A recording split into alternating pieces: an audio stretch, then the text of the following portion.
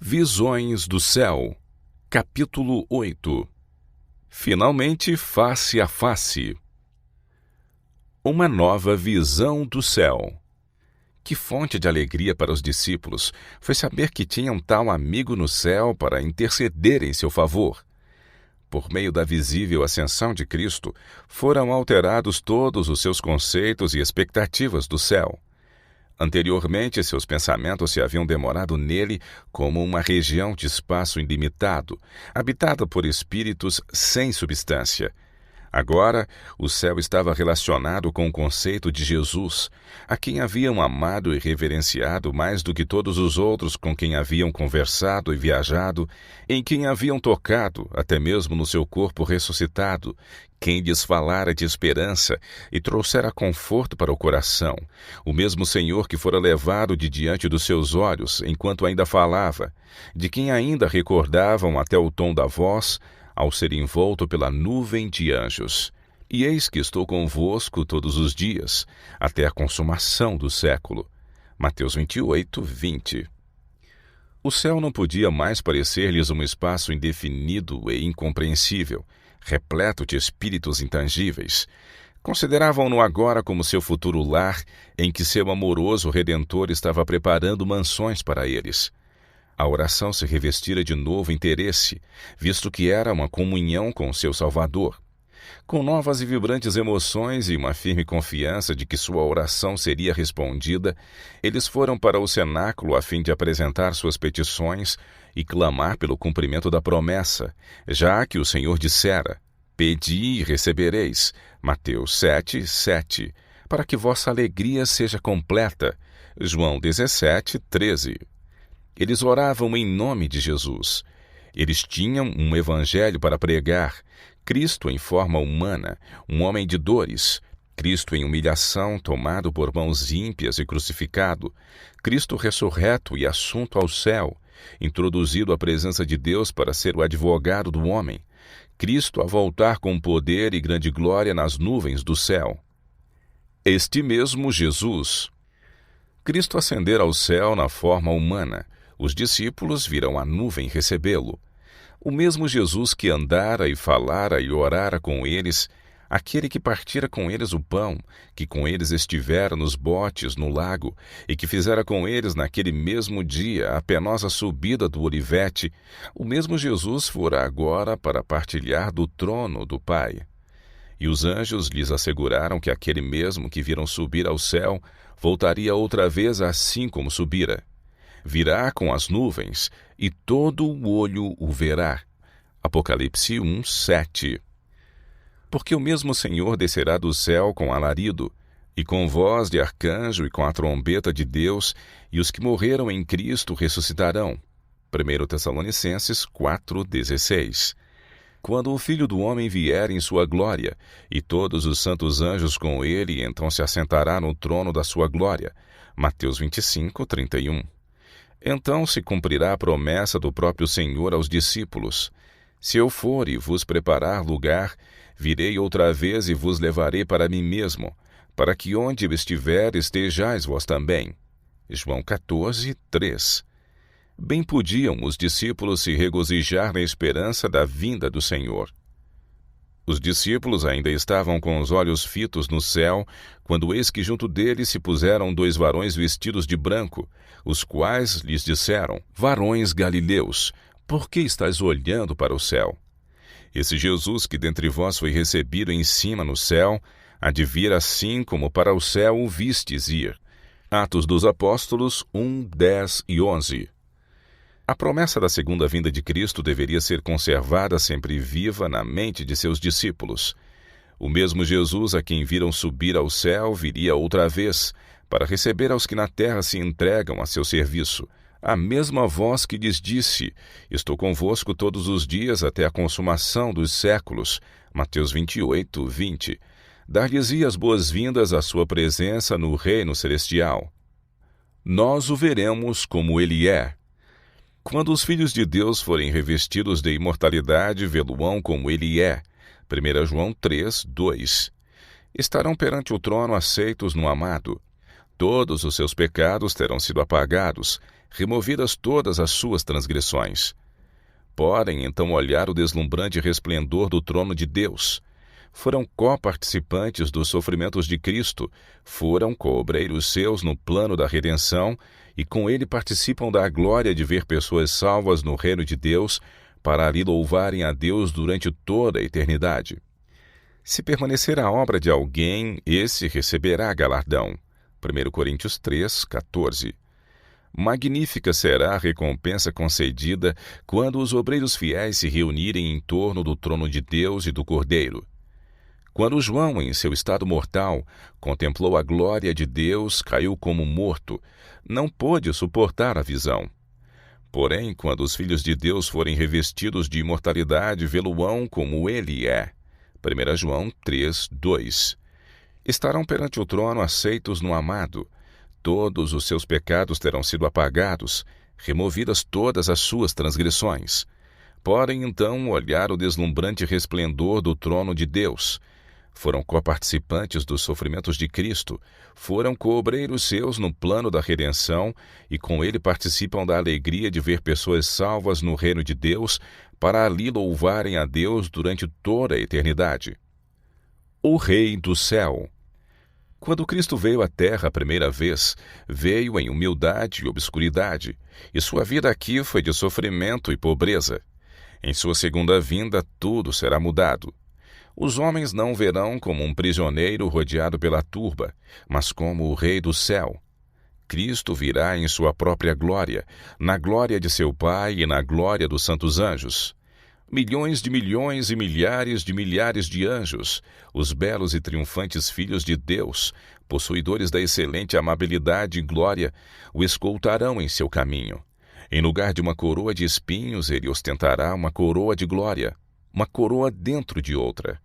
Em lugar daquele velho manto de púrpura, envergará as vestes de inexcedível brancura, como nenhum lavandeiro na terra as poderia alvejar. Marcos 9, 3. E em seu manto e na coxa, ele traz um nome escrito: Rei dos Reis e Senhor dos Senhores. Apocalipse 19, 16. A alegria completa. O mesmo que deu sua preciosa vida por eles, que pela sua graça lhes moveu o coração, levando-os ao arrependimento, e que lhes fez ver a necessidade de arrependimento, recebe-os agora em seu júbilo. Oh, como eles o amam! A realização de sua esperança é infinitamente maior do que a expectativa.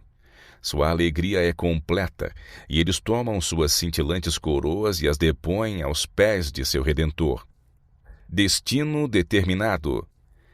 O não haver um diabo literal e haver graça depois da volta de Cristo estão se tornando rapidamente fábulas populares. As Escrituras declaram positivamente que o destino de cada pessoa está para sempre determinado por ocasião da vinda do Senhor. Quem é injusto, faça injustiça ainda, e quem está sujo, suje-se ainda, e quem é justo, faça justiça ainda, e quem é santo, seja santificado ainda. E eis que cedo venho, e o meu galardão está comigo para dar a cada um segundo a sua obra. Apocalipse 22, 11 e 12. Um laço que jamais se partirá. Pela sua vida e morte, Cristo operou ainda mais do que a restauração da ruína produzida pelo pecado. Era o intuito de Satanás causar entre o homem e Deus uma eterna separação. Em Cristo, porém, chegamos a ficar em mais íntima união com Ele do que se nunca houvéssemos pecado. Ao tomar a nossa natureza, o Salvador ligou-se à humanidade por um laço que jamais se partirá. Ele nos estará ligado por toda a eternidade. Deus amou o mundo de tal maneira que deu o seu Filho unigênito. João 3,16. Não deu somente para levar os nossos pecados e morrer em sacrifício por nós. Deu-o à raça caída. Para nos assegurar seu imutável conselho de paz, Deus deu seu Filho unigênito a fim de que se tornasse membro da família humana, retendo para sempre sua natureza humana. Esse é o penhor de que Deus cumprirá sua palavra. Um menino nos nasceu, um filho se nos deu, e o principado está sobre os seus ombros. Isaías 9, 6. Deus adotou a natureza humana na pessoa de seu Filho, levando a mesma ao mais alto céu. É o Filho do homem que partilha do trono do universo. É o Filho do homem cujo nome será maravilhoso, Conselheiro, Deus forte, Pai da eternidade, Príncipe da paz. Isaías 9, 6. O Eu Sou é o árbitro entre Deus e a humanidade, pondo a mão sobre ambos. Aquele que é santo, inocente, imaculado, separado dos pecadores, Hebreus 7, 26, não se envergonha de nos chamar irmãos, Hebreus 2, 11. Em Cristo se acham ligadas a família da terra e a do céu. Cristo glorificado é nosso irmão. O céu se acha abrigado na humanidade e está envolvida no seio do infinito amor, unido à raça que ele redimiu. Deus amou o mundo de tal maneira que deu seu Filho unigênito. João 3,16. Ele o deu não somente para que vivesse entre os homens, tomasse sobre si os seus pecados e morresse em sacrifício por eles. Deu-o à raça caída. Cristo devia identificar-se com os interesses e necessidades da humanidade. Ele que era um com Deus ligou-se aos filhos dos homens por laços que nunca se romperão. Jesus não se envergonha de lhes chamar irmãos. Hebreus 2, 11. Ele é nosso sacrifício, nosso advogado, nosso irmão, apresentando nossa forma humana perante o trono do Pai, achando-se através dos séculos eternos unido à raça que ele, o Filho do homem, redimiu. E tudo isso para que o homem pudesse ser erguido da ruína e degradação do pecado, a fim de que refletisse o amor de Deus e participasse da alegria da santidade. Multidão redimida. Na oração intercessória de Cristo a seu Pai, ele disse haver cumprido as condições que abrigavam no Pai cumprir sua parte no contrato feito no céu com relação ao homem caído. Declarou-se glorificado naqueles que creem nele. A Igreja, em seu nome, deve levar à gloriosa conclusão a obra por ele iniciada, e quando essa Igreja for afinal redimida no paraíso de Deus, ele verá o trabalho de sua alma e ficará satisfeito. Por toda a eternidade, a multidão redimida será sua máxima glória. A humanidade de Jesus pelos séculos eternos. Cristo ascendeu ao céu como portador de uma humanidade santa e santificada. Levou consigo essa humanidade para as cortes celestiais, e através dos séculos eternos ele a manterá como aquele que redimiu todo o ser humano da cidade de Deus, aquele que pleiteou perante o Pai: na palma das minhas mãos te tenho gravado. Isaías 49, 16. As palmas de suas mãos trazem a cicatriz dos ferimentos que recebeu. Se somos machucados e feridos, se encontramos problemas que são difíceis de vencer, lembremo-nos de quanto Cristo sofreu por nós. Devemos nos assentar junto com nossos irmãos nos lugares celestiais em Cristo. Que a bênção celestial encha nosso coração. Jesus assumiu a natureza da humanidade com o objetivo de revelar ao homem um amor puro, altruísta e nos ensinar como amar uns aos outros. Como homem ascendeu ao céu, como homem é o substituto da humanidade, como homem vive para fazer intercessão por nós, como homem virá outra vez com majestoso poder e glória, a fim de buscar os que o amam e para quem está preparando lugar. Devemos alegrar-nos e dar graças porque Deus estabeleceu um dia em que há de julgar o mundo com justiça, por meio do varão que destinou. Atos dos Apóstolos 17, 31. Então vamos ter a comprovação eterna de que todo o universo não caído acompanhou com interesse a grande obra que Jesus veio realizar em nosso mundo, a salvação da raça humana. Cristo levou sua humanidade para a eternidade. Acha-se perante Deus como representante de nossa raça. Quando nos achamos revestidos dos trajes de bodas da sua justiça, tornamo-nos um com ele, e ele diz a nosso respeito: comigo andarão de branco, porque são dignos disso. Apocalipse 3, 4.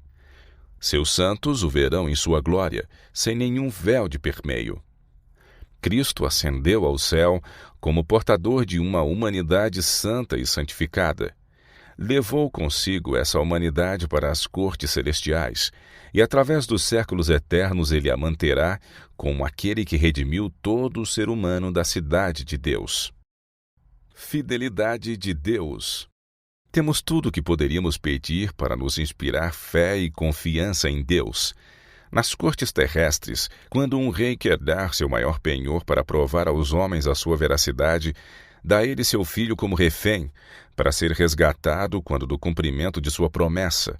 E note que penhor da fidelidade do Pai. Pois quando ele quis assegurar aos homens a imutabilidade de seu conselho, deu ele seu Filho unigênito para que viesse à terra, a fim de tomar a natureza do homem, não só pelos breves anos da vida, mas para reter sua natureza nas cortes celestes com o eterno penhor da fidelidade de Deus. Ó profundidade das riquezas, tanto da sabedoria como do amor de Deus! Vede que grande amor nos tem concedido o Pai, a ponto de sermos chamados filhos de Deus, e de fato somos filhos de Deus. Por essa razão o mundo não nos conhece, porquanto não o conheceu a Ele mesmo.